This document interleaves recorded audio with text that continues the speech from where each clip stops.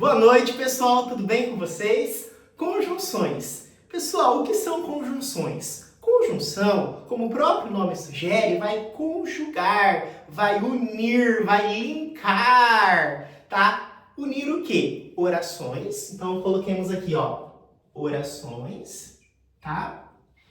Vocês se lembram o que são orações? As orações podem ser identificadas pela presença de verbo. Então, coloquemos aqui, pela presença de verbo. O que é verbo?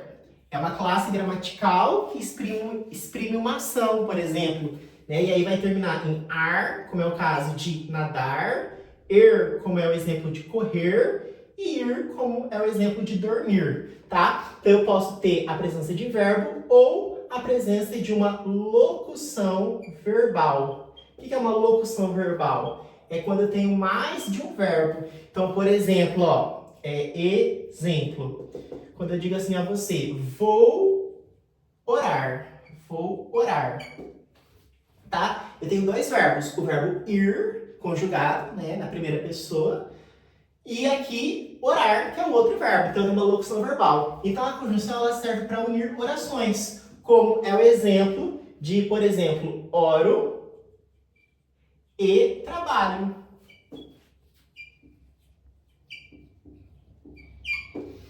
Tá? Aqui, oro é uma oração, que eu vou chamar de O1.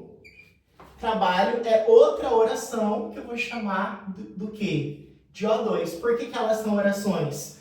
Porque são verbos, tá? E esse E é uma conjunção. Por que o E aqui é uma conjunção? Porque ele está unindo duas orações, tá? Então, esse E aqui é uma conjunção. Essa conjunção é classificada como conjunção coordenativa. Por que coordenativa?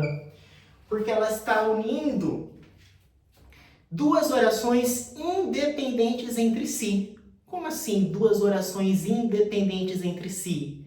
Se eu digo assim a você, somente oro, você entende.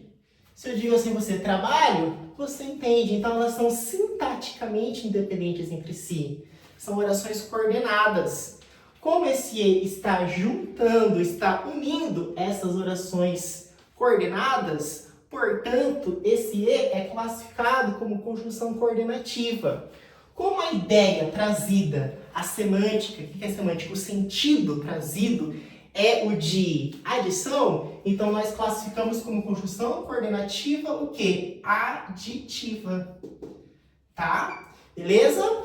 Só que a gente vai ver nas próximas aulas que não há somente a ideia de adição. Você pode ter uma ideia de alternância, então alternativa, adversativa, conclusiva, explicativa, tá? Então, quando eu falo de conjunções, lembre-se que elas servem para unir orações ou ainda elas servem para unir termos de uma mesma oração.